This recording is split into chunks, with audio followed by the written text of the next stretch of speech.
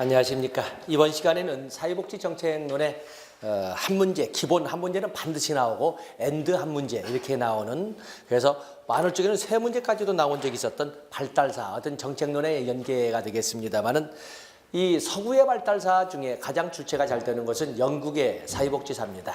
그래서 영국의 사회복지사, 우리가 앞선 시간에 우리나라의 사회복지사를 법제사로 이렇게 설명을 했었지요. 그래서 1944년 조선 구호령부터 시작해서 쭉 21세기까지의 다양한 법률을 정책과 연계시켜서 이렇게 한번 나열해 봤습니다. 이번에는 서양의 사회복지 발달사 중에서 영국의 복지사 가장 대표적으로 나오는데, 먼저 영국의 복지 발달사를 일괄 정리를 하고 그리고 그 중에 하나하나를 구체적으로 적어가도록 하겠습니다.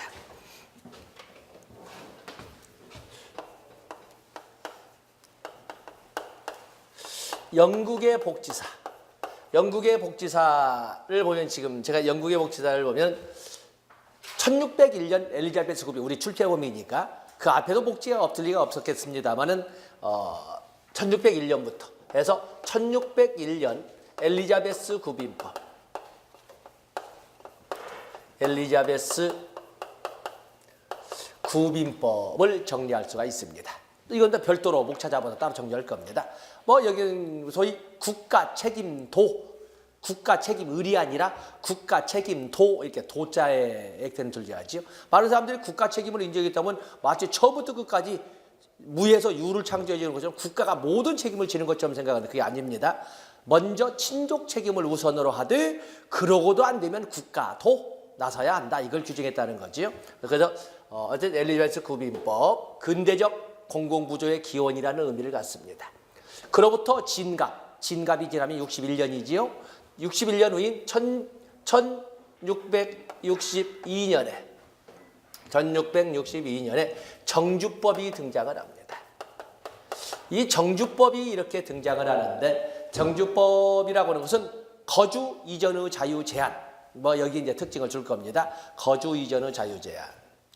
그다음에 이로부터 60년 후인 1722년, 이제 환갑이 지났지요. 진갑이 지난 다음에 또 이번에는 환갑이 지난 60년 1722년에 작업장법이 원내 구조의 법제화가 이루어진 작업장법이 등장을 했습니다. 원내 구제, 인도어 릴리프라고 하는 원내도, 다 이것도 전부 따로따로 목 찾아와서 따로 정리할 겁니다. 그로부터 또 환갑이 지난 후인 1782년에 길버트법이 등장을 합니다. 길버트법. 그렇게 해서 작업장의 인도주의화를 부르짖었던 이 작업장의 비인도 지하감옥이라는 말이 나올 정도로 인권주의 참 심했거든요. 그래서 이 작업장의 인도주의화를 도모했던 것이 길버트법이 되겠어요. 그리고 13년 후인 1795년에 스피넨랜드법이 이렇게 등장을 합니다. 이 스피넨랜드법은 워킹푸어를 대상으로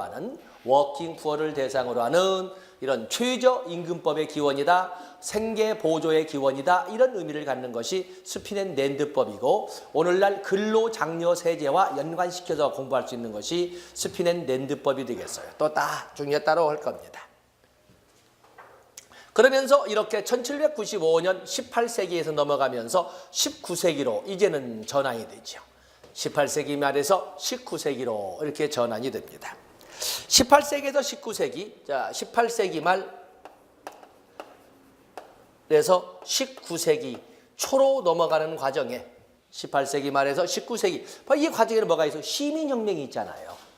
1776년 미국 독립선언, 그리고 1789년에 프랑스 대혁명 중 이러한 유럽을 휩쓸어가는 시민혁명들이 이렇게 있게 됩니다. 영국은 그보다 100년이나 앞선 1688년에 명예혁명이 있었습니다만은, 이런 과정에서 이제는 이 과정에서 어떤 변화가 있냐면, 농업자본가보다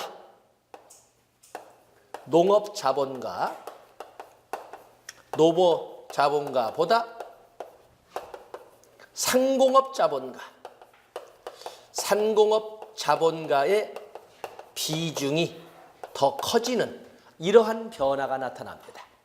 선생님들이 한국사를 배우시는 참으로도 있지만 바로 이 18세기, 바로 지금 이게 스페인랜드법이니 뭐 길버트법이 있는 시대가 바로 선생님이 잘 아시는 정조의 시대거든요. 사도세자의 아들이었던 정조가 있던 시대예요. 정조가 있던 시대에는 소위 노론의 정치자금줄이었던 시전상인들을 누르고 자유상공업에 이런 문을 확 열는 거거든요. 서양도 우리도 똑같은 시대에 똑같은 정책의 변화가 나타나요. 아주 똑같이. 그러면서 만석군보다 오히려 말하자면 상업을 통해서 자본을 축적한 사람들의 역할 비중이 더 커져버리는 거예요.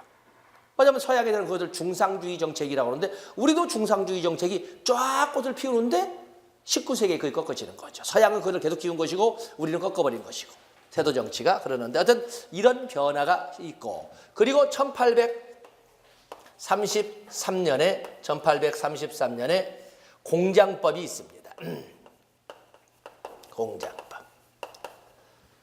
공장법은 그냥 단어고 1834년에 개정구빈법이 나옵니다.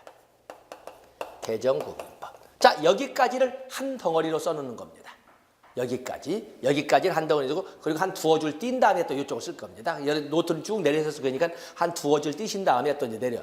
왜냐하면 여기를 이렇게 쓴 것은 이 자체는 모두 공공부문의 소위 공공부문의 개입이잖아요. 그러니까 정부가 하는 거잖아요. 이 정부가 중앙정부냐 지방정부냐 차이가 있다 뿐이지 이건 정부가 하는 공공부문의 개입을 말하고 있는 거예요. 공공부문의 개입. 그래서 이걸 바꾸는 겁니다. 자, 이거 하나하나 쭉 설명할 겁니다. 1869년에는 뭐가 있어요? 1869년에는 바로 자선조직협회가 만들어지지 않습니까? 그래서 상류층을 중심으로 하는 자선활동의 과학화가 이루어지는 자선조직협회가 1869년에 런던에서 시작이 됐죠. 과학화란 말 아시죠?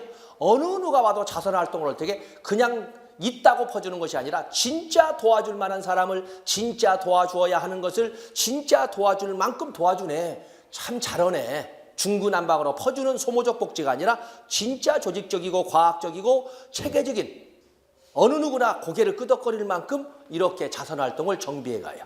상류층을 중심으로 해서. 그다음에 1884년에는 우리는 한국 사회에서는 갑신정변이 있을 때에는 이렇게 하지 않습니까? 이때에는 이제는 인보관 운동이 일어나죠. 세틀먼트 하우스 무브먼트, SM 그러면 괜히 이수만 엔터메이트가 등장하니까 그냥 SH라고 쓰겠어요. SH. 맞으면 인보관 운동이지. 인보관. 세틀먼트 무브먼트니까. 그래서 인보관 운동이 중류층 지식인들을 중심으로 해서 지역사회, 소위 집단활동을 통해서 지역 사회개혁까지 집단을 통해서 소위 사회개혁까지도 이끌어가려는 그 당시에는 상당히 급진적인 이런 모습이 누구에 의해서? 민간 부문에 의해서 이렇게 등장하지 않습니까? 그렇기 때문에 보면 우리가 사회복지 실천에서 사회복지 실천의 태동 그러면 19세기 후반 자선조직협회와 인보관 운동을 사회복지 실천의 태동이다 이렇게 전에 한번 그것도 다 정리가 되어 있습니다만 사회복지 실천의 발전사 그러면 먼저 사회복지 실천의 태동기 2개 들었어요. 그다음에 이 1900년부터 1920년대까지 전문직 확립기 플렉슨의 시비에 붙어서 리치몬드가 등장하고 프로이드의 정신분석이 들어오고 했던 그 한 20년간 1920년대부터 1950년대에는 전문직 분화기 이제는 20년대 말 30년대로 가면서 지역사회 조직사업도 집단사회사업 등장하면서 이제는 사회복지 실천이 개별사회사업, 집단사회사업, 지역사회 조직사업으로 확대되어 가면서 이론 기초로 진단주의와 기능주의가 말하자면 중심이 되어서 이론 논쟁을 벌이던 때 그리고 1950년대부터 2차 세계대전 이후부터 1960년대 아니면 70년대 초까지는 전문직 분화기에서 통합기로 넘어가지요. 통합기. 그러면서 통합기에 나왔던 대표적인 모델 5가지도 정리하지 않았습니까? 1957년 펄먼의 문제해결 모델. 또 암기하기 쉽게 핀커스와 미나안의 4체계 모델, 콤튼과 갤러이의 6체계 모델, 그런가 하면 뭐가 생활 모델, 지터만의 생활 모델, 셀러웨이의 권한 부여 모델 이런 5개를 선생님들의 다 노트가 되어 있습니다. 그리고 70년대 넘어가면서 이제는 다원하기 이렇게 실천형에 가서 보시면 선생님들이 손으로 적으셨던 것이 있는데 바로 여기를 사회복지 실천의 태동기라고 이렇게 했던 겁니다. 그러면서 여기에 있는 것처럼 여기 18세기 말 19세기 초에는 농업 자본가보다 상공업 자본가의 비중이 커지는 이런 변화가 있었는데 시연은 19세기 말에서 20세기 초로 넘어가는 과정에서 19세기 말 20세기 초로 넘어가는 과정에서 이제는 노동자층의 정치 세력화가 나타나요. 노동자층의 정치 세력, 의회 진출이라는 거죠. 의회 진출. 어찌 보면 이때부터 마르크스주의는 좀 축소되어 가면서 신마르크스주의. 마르크스주의는 폭력혁명에 의한 급진 개혁을 요구하죠.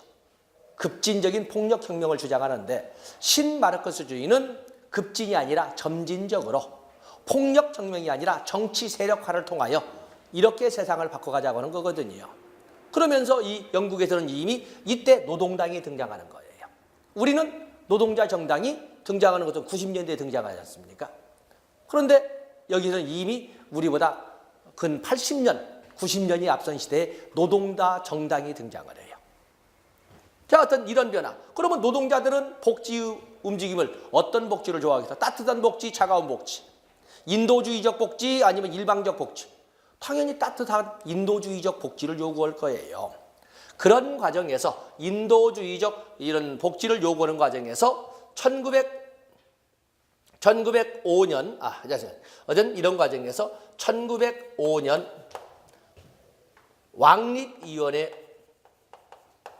왕립위원회 조사가 있게 되고 그에 의해서 그냥 여기서 쓰겠습니다. 1908년 노령연금법, 1909년 최저임금법, 또 1911년 국민보험법이 이렇게 등장을 합니다. 굳이 이런 법을까지 개별적으로 적어드리는 이유는 바로 여기에 있는 이 덩어리는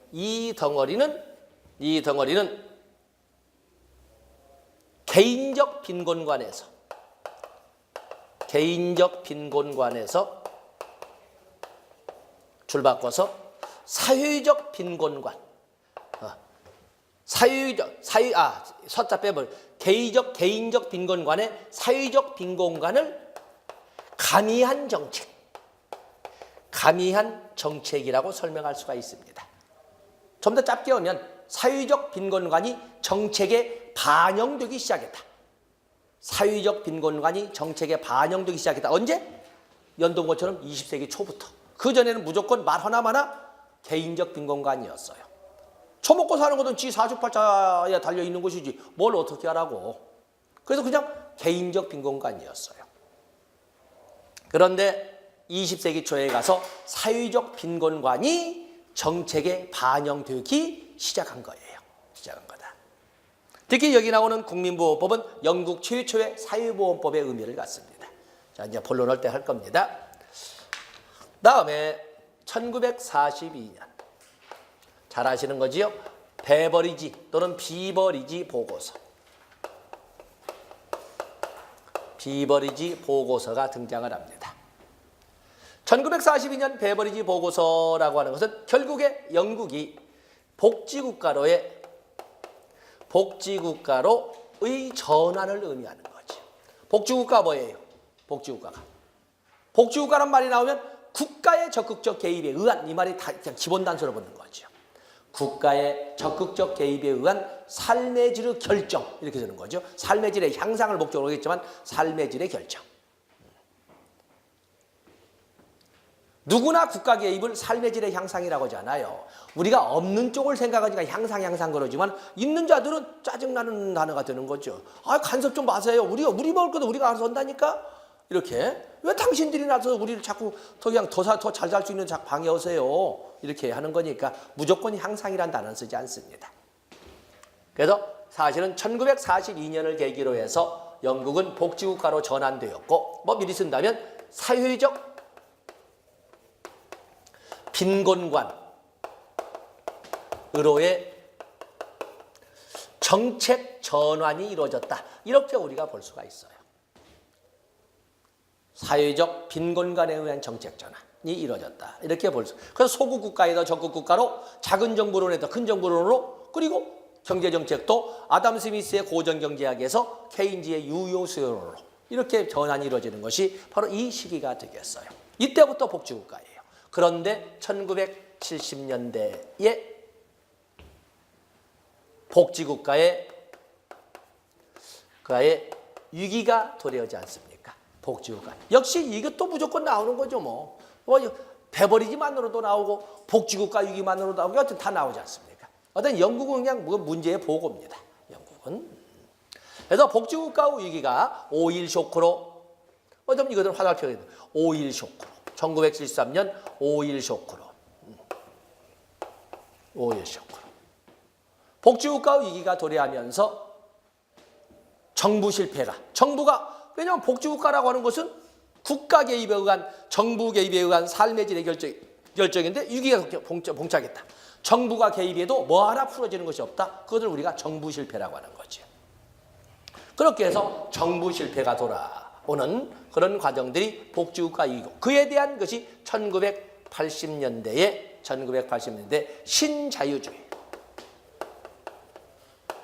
신자유주의의 도입이란 단어도 그렇지만 고전적 자유주의 기치로 복귀가 이렇게 이루어진 거죠. 고전적 자유.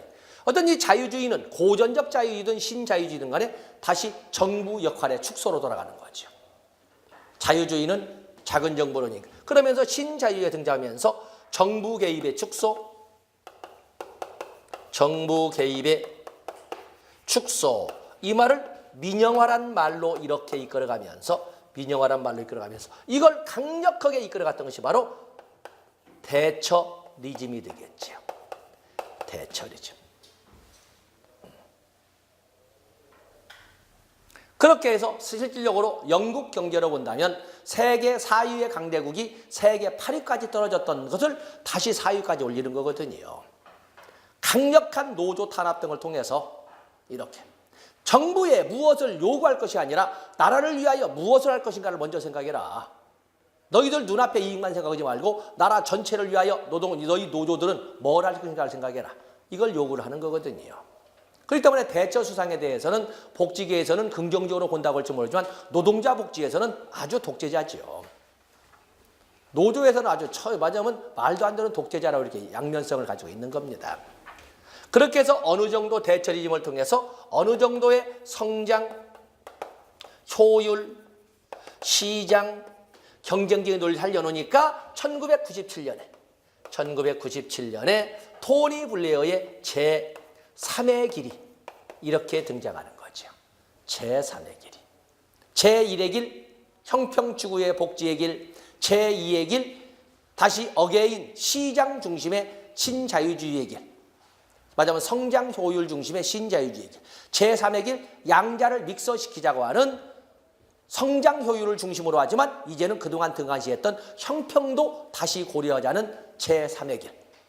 그래서 제3의 길이 토니 블레어에 의해서 조화를 통해서 이렇게 이루어지는 거죠.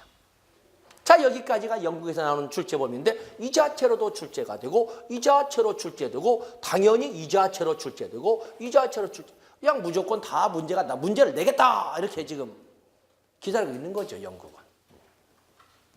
어떤 선생님들이 100점을 가지 않는다면 서양 복지사 많으면 그냥 이것만 보고 가더라도 뭐 비스마르크를 들리겠습니까? 아니면은 뭐 미국의 1935년 사회보장법을 들리겠습니까? 그렇죠? 그렇기 때문에 영국의 복지사 이 전체 지구관을 개혁을 받고 이제는 이 중에 중요한 엘리자베스 작업장법, 길버트법, 스피렌랜드법, 개정구빈법, 또 여기 두 개의 비교, 또 그런가 하면 베버리지 보고서, 또 이 두 개, 제3의 다 우리가 다 개별적으로 다뤄질 문제가 되겠습니다. 그래서 말은 못하지만 어렴풋이 영국의 복지사가 어떻게 흘러갔네를 이렇게 이제 선생님들이 차 타고 가시면서 이렇게 한번 괜히 그러면 지하철에 있는 사람들이 초분이 절대 천장에 뭐 붙어서 이렇게 보는 거야 이렇게 이제 하겠지만은 이렇게 천장 바라보면서 한번 생각해 보시면. 자, 먼저 마침 공간이 있으니까 가장 원초적인 형태로서 엘리자베스 구빈법의 기본 테마를 보겠습니다. 엘리자베스 구빈법.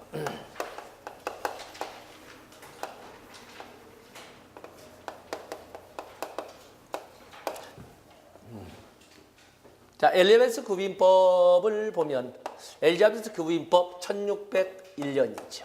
1601년. 1601년은 한참 그 선조가 광해군을 미워하는 바로 이제 그때가 되겠어요. 그래서 선조가 좀 부자지간에 갈등이 있는 시기가 되겠는데, 자, 등장 배경은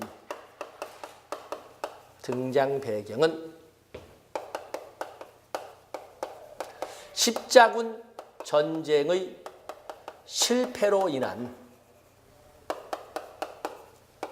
수도원의 몰락과 수도원의 몰락 그냥 밑에 같이 쓰겠습니다. 이 말은 뭐냐면 좀 길게 되겠습니다만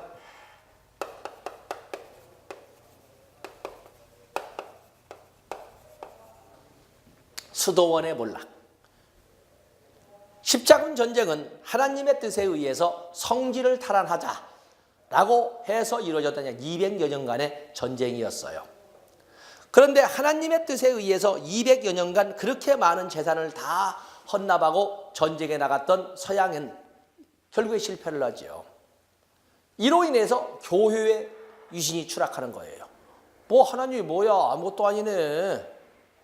적어도 이 어려운 일이 있으면 우리 옆에 계실 줄 알았더니 계시기는커녕 수없이 많은 가정들의 가정 파탄이 일어났잖아요. 가장이 죽었으니까. 그러니까 이제는 교회에 대한 신뢰가 쑥 떨어지면서 헌금이 거치질 않는 거죠. 또 가장이 없으니까 헌금을 낼 돈이 없는 거죠. 종래에는 어려운 일이 있으면 마치 이와 비선시대에, 우리는 조선시대지만 고려 조선 초까지 어려우면 백성들은 다 어디로 가? 절 옆에 가서, 절에는 굉장히 땅이 많거든요. 옛날에는 산에서 함부로 갈기로 솔잎을 긁는다거나 함부로 솔방울 줄 수가 없어서 그 재산이니까. 그런데 이것에 다 많은 백성들이 절에 가서 뭔가 불도 대주고 나무도 대다 주고 하면서 한 끼 한 끼를 근근히 먹고 살았는데 서양도 마찬가지였어요. 그런데 이제는 이 수도원이 자기들 운영할 수도 없는 거예요. 그러니까 천재지변이 있거나 어려운 일이 있어도 이 주민들이 갈 곳이 없는 거예요. 거기에다가 있는 놈들은 앵클로저, 제1차 앵클로저 운동이라고 하는데 앵클로저 운동이 있어요. 16세기를 전후해서 유럽에서 가장 돈 드는 상품은 양털이었어요. 그러니까 지주, 땅 지주 있는 놈들은 말도 안 듣고 천재지변이라면 갑자기 생산성을 들쭉날쭉하는 농사보다 그냥 풀어만 놓으면 저것들이 알아서 돈을 만들어주는 양을 키우는 것이 좋잖아요. 그래서 땅에다가 철조망을 치고, 철조망을 나중에 거기다가 담을 쳐놓고 거기다가 이 주민들을 다 쫓아내고 양을 키우게 됐어요. 양들이 주민들을 몰아내고, 그러면 그도 쫓겨난 수도원에도 갈 수도 없고 이미 먹고 살 건데 이미 단절되어 버린 주민들은 어디로 들어가겠어요? 도시로 십자군 전쟁 중에 생긴 1년 내동 많은 교역이 왔다 갔다 하면서 부지런하면 끊임없이 일자리를 찾을 수가 있는 도시로 움직이게 되는 거예요. 그러다 보니까 이 문제가 처음에는 가난한 사람들이 시골에서 오면은 빵 하나 주는 것이 그게 대수냐고 빵을 주지만 그들이 오는 것은 뭐야? 몸뚱이만 오는 것이 아니라 그야말로 절망을 가지고 오잖아요. 그러니까 이때부터 뭐가 생겨? 처음에는 일자리가 바로바로 찾아서 됐지만 거기가 포화 상태가 되니까 우리 도시와 똑같이 실업 문제가 발생하면서 실업 문제의 확대는 결국에 노숙자를 가져오고, 노숙자 문제는 치안 문제를 가져오고, 치안 문제뿐만 아니라 보건 위생 문제, 끝까지 가져오잖아요. 그래서 등장 배경은 엔클로저 운동에 의해서 이렇게 되어 있고, 다음에 목적은 당연히 구빈이죠. 구빈. 이런 과정으로 몰려들기 시작한 시골 출신의 빈민들을 구하자. 이렇게 내세웠지만 그러면서 동시에 불황화 정리, 노숙자 정리에 초점을 둬요. 사실은 이게 핵심이죠. 말로는 구빈한다 해놓고는 사실은 노숙자를 한 번에 정리해버리는 정책이었어요. 먼저 이 증명해. 그다음에 재원은 구빈세 징수를 통해서 합니다. 다음에 대상은 빈민이지요. 그런데 여기가 중요하죠. 구빈이니까 당연히 대상이 빈민이라고 생각하지만 이 빈민은 모든 빈민이 아니라 이 빈민은 해당 교구 3년 이상 거주자, 3년 이상 거주에다가 신청한 자. 그렇기 때문에 뒤에 이제 또 배우겠습니다. 오늘 배울 일입니다만 대상자 선정 기준에 영순위, 거주 요건이 들어있고 그리고 신청 요건, 브레드 쪽으로 본다면은 표현된 욕구로 전환이 있지 않고서는 안 도와줘요. 무조건 쉬고 처음에는 다 도와줬어. 근데 너무 밀려드니까 이제는 와봤자 너들 빵 못 먹는다. 우리가 도와주는 것은 여기 주민등록된 지 3년 이상 돼야 되고 그중에 신청한 사람만 주는 거예요. 너희들 와봤자 빵 못 먹어. 오지 마. 라고 하는 거예요. 해당 요구. 그리고 주체는 정부에서 합니다. 근데 이 정부는 지방정부라는 거, 지방정부. 지방마다 중요하죠. 중앙정부가 아닙니다. 지방정부가 주체가 됩니다. 그래서 우리가 국가라고 쓰죠. 그냥 국가. 국가 책임도, 그래서 여기 보면 국가 책임을 최초로라고 하지만 이 국가 책임은 2차 책임. 그리고 이때 국가라고 하는 것은 지방정부를 말한다는 것을 명심하셔야 돼요. 중앙정부가 아니라는 것. 그 다음에 6번의 방법은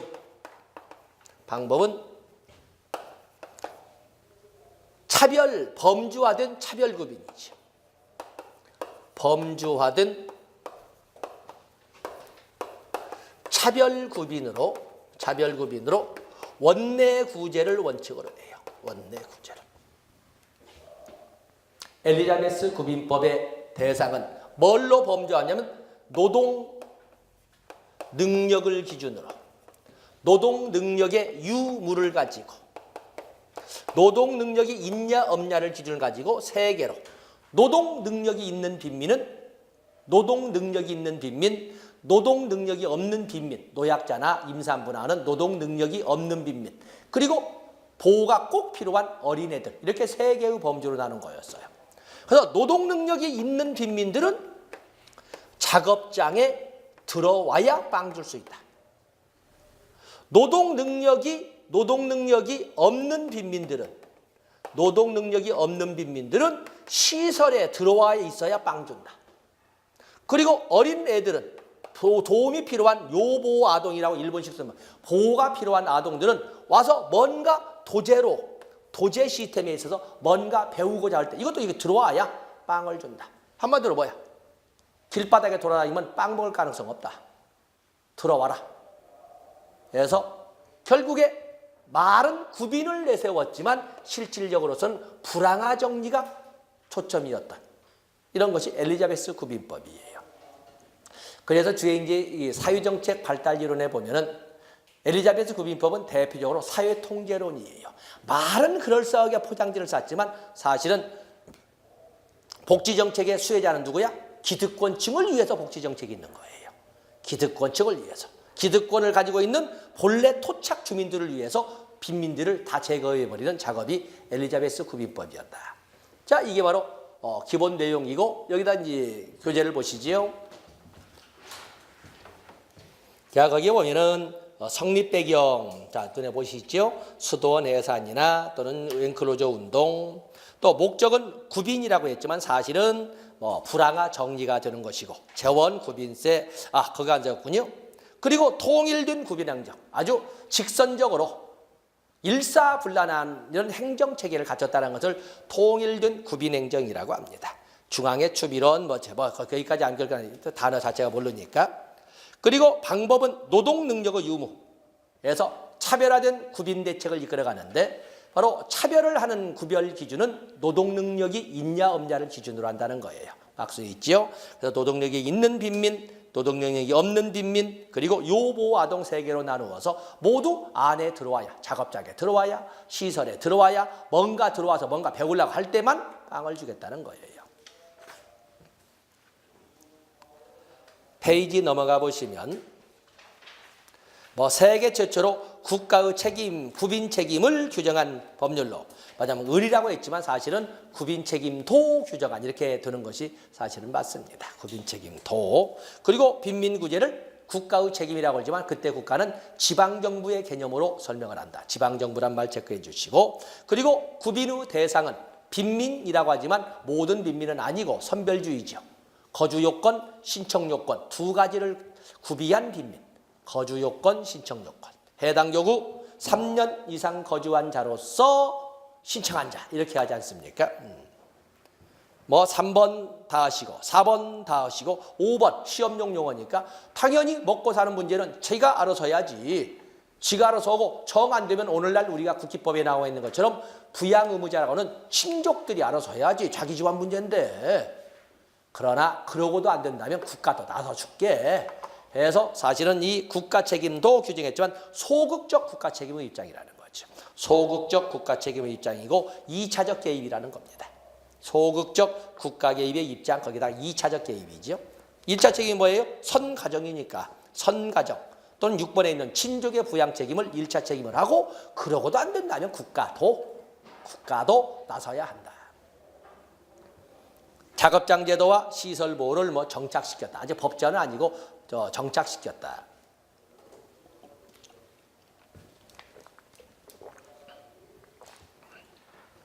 실질적으로 내가 길게 시간을 잡았지만 선생님들께서 이 엘리베이터 구비법을 가지고 틀리지는 않을 것이다.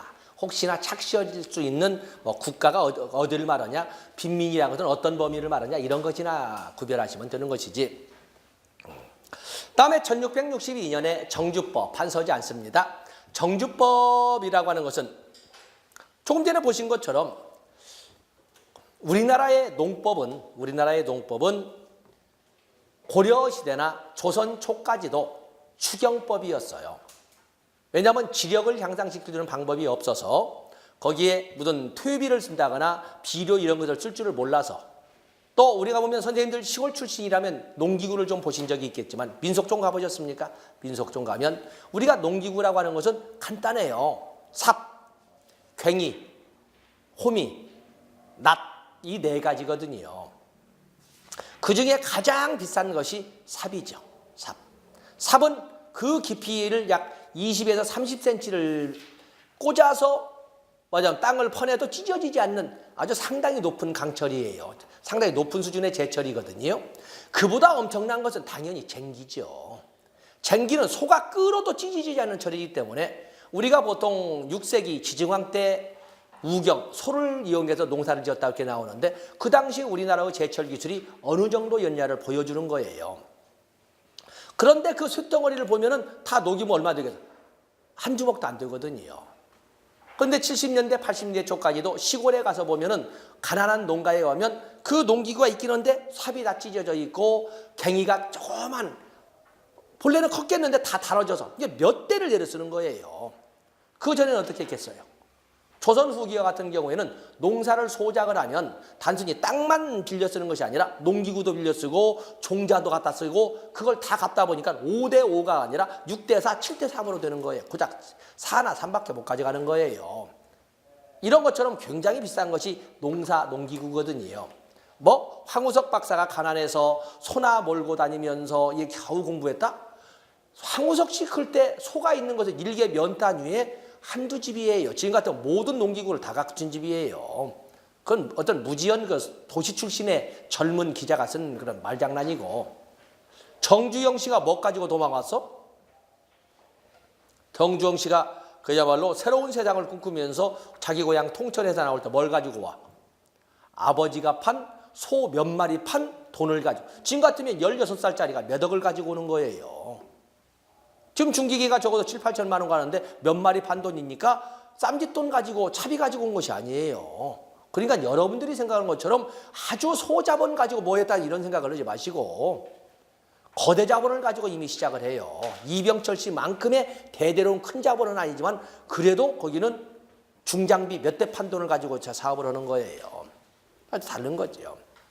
자, 좀 다른 얘기가 나왔습니다만 어쨌든 농사를 짓는 것은 추경법이었어요. 1년 농사 지면 최소한 짧으면 1년, 길으면 한 3년 정도 묵혀놨다가 다시 농사를 지어야 되거든요. 이걸 우리는 휴경법이라고, 서양에서는 삼포법이라고 하는 거예요. 들어보셨을 거예요. 삼포법. 장원경제의 삼포법.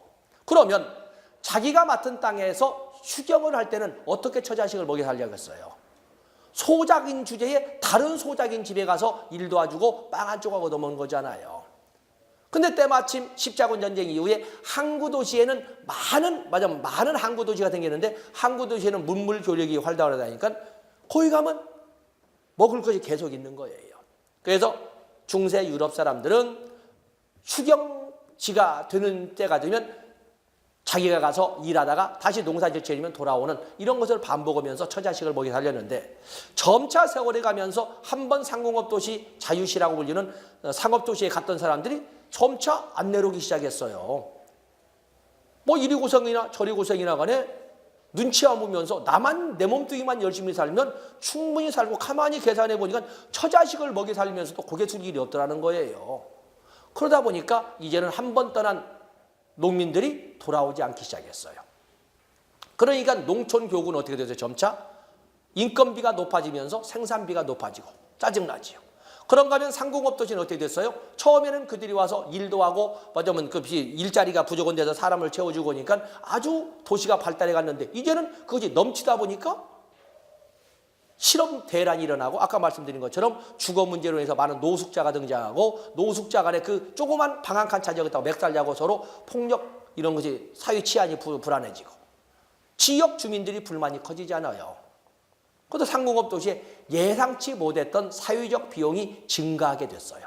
농촌교구는 생산 비용이 증가하고 도시교구는 예상치 못했던 사회 운영 비용이 증가하게 됐고 더욱이나 선거 같은 경우는 말도 안 되는 거죠. 그래서 서로 다른 방향이지만 개별 교구마다 개별적으로 등장했던 불만이 하나로 한 번 만나서 소주 마시면서 나 요즘 이런 스트레스 있어. 그래 우리는 이런 스트레스 있는데 그럼 출발점이 같네. 우리 대책을 강구해 볼까? 이렇게 나간 거죠.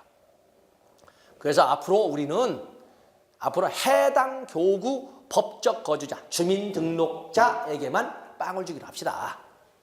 해당 교구 법적 거주자 아닌 자는 빵을 주지 맙시다. 그래서 서로 우리가 유입도 거부하고 또 유출도 막을 수 있는 근거를 서로 도와갑시다. 그래서 지방적 관행이 전국적인 법으로 확대된 것이 정주법이 되고 그로 인해서 거주 이전의 자유가 말하자면 억제되고 금지된 거죠. 그래서 거기 정주법을 보시면 1번에 결론 나왔지요. 교군의 법적 거주자에 한해 구빈을 규정한 법으로 빈민의 거주 이전의 자유를 박탈시킨 법이다. 이것은 산업화에 많은 긍정적 기여를 했다. 산업화에 많은 긍정적 기여를 했다. 이 산업화라고 할 때 이 긍정적 기여는 양면성으로 설명할 수가 있습니다만 결국에 이제는 공급이 시골에서 노동력이 많이 들어오면 도시 토착인 근로자들은 임금이 떨어지잖아요. 근로자 권익 공호에 많은 도움이 된 거예요. 사실은 자본가들의 이익을 위해서 만든 법이지만 한편으로서는 토착 근로자들의 어떤 생활비에 일정선의 임금은 보장이 될 수 있는 그런 계기를 만들었다는 점에서 이렇게 표현을 합니다. 2번 특징을 보면 쭉 보면서 4번, 5번 설명을 했고 그래서 6번 빈민 유입 거부의 지방적 관행을 전국적 제도로 확대시킨 것이다. 이거 정주법이 되겠습니다. 정주법. 다음에 그로부터 60년 후인 1722년 작업장법. 이것도 이제는 우리가 판선하지 않고 넘어가겠습니다. 이 작업장법은 아주 머리가 좋은 정책 입안자에 의해서 나온 법이에요. 여기 오면은 가만히 있어. 우리가 당연히 가난한 사람은 돕는 것이 하나님의 뜻이니까 돕자. 그런데 노동 능력이 없는 노약자나 임산부 또 어린애들은 당연히 우리가 돕는 것이 하나님의 뜻이지만 노동 능력이 있는 놈들까지 돕는 것은 좀 문제가 있지 않냐. 또 그놈들이 빌어먹는 것이 습관화되면 안 되니까 그들을 돕기는 돕겠지만 그들의 노동력을 선용하도록 하자 해서 구빈과 더불어 국부 증진을 결합시켜보자 해서 만든 것이 바로 작업장법이 되겠어요. 그래서 노동이 가능한 빈민을 고용하여 국부 증진을 기하기 위한 법으로 이윤추구의 빈민구제라는 의미를 가지고 있다. 의미 이해하실 겁니다. 그래서 정부는 저것을 법으로 만들고 노동 능력이 있는 자로서 도움이 필요한 사람은 작업장에 와라. 작업장에 오면 그 어려움을 도와주겠다라고 법을 만들어 놓고 그것을 모두 민간 위탁 경영 방식으로 한 거예요. 민간 위탁 경영 방식. 그래서 두 번째 뭐라고 나와 있습니까? 직업보도 프로그램의 기원이다. 지금 사실 보면은 얼마나 많은 거래요. 직업 속에서 많지요. 직업 속에서. 직업 상담사 자격증도 있어야 되고는 직업 속에서가 많은데 소개연대가 많은데 거기에 이 직업 속에서 오는 사람들이 사실은 국가의 직업의 소개를 요구할 이런 사람들이거든요. 그것을 민간 위탁 경영으로 해서 해결하고 그에 대한 비용의 일부를 정부가 대주는 거예요. 그렇게 해서 법은 제도는 정부가 만들고 운영은 민간에서 할 수 있도록 하되 방법은 원내구제로 하도록 법제화한 것이 바로 작업장법이 되겠습니다. 그래서 3번도 원내구제가 나와 있죠. 3번. 그런데 문제는 작업장 안에 들어간 이후에는 국가는 간섭하지 않아요. 그러다 보니까 작업장 안에서는 엄청난 인권 유린의 문제가 등장하기 시작했어요. 그런 소문이 솔솔 풍겨져 나오기 시작했어요. 자, 선생님들 아시잖아요. 전국에 얼마나 많은 시설이 있어요. 개인이 미인가 시설도 있지만 국가 법에 의해서 만들어진 시설이잖아요. 우리가 복지의 관점으로 본다면 정부가 직접 나서서 운영해야 될 것을 민간 위탁 경영 방식으로 하는데 그 안에는 어떤 일이 있을까? 그 안에는 어떤 일? 꼭 도관이라는 것이 광주만 있고 부산만 있고 무슨 이렇게 있겠습니까? 공권력이나 있는 사람들은 애써서 그런 쪽으로 고개를 안 돌리려고 하는 거죠. 안 돌리려고 하는 거예요. 일부 소수에 있는 시민단체나 일부 소수의 뜻 있는 사람들만이 그런 시설의 인권 유린 문제를 척결해야 된다라고 목숙에 이렇게 외치지만 영국도 그 목숙의 소리를 외친 지 60년 만에 1782년에 길버트법이 등장을 하는 거예요. 자, 이 시간은 여기까지 하고 잠시 쉬었다가 길버트법부터 진행하도록 하겠습니다.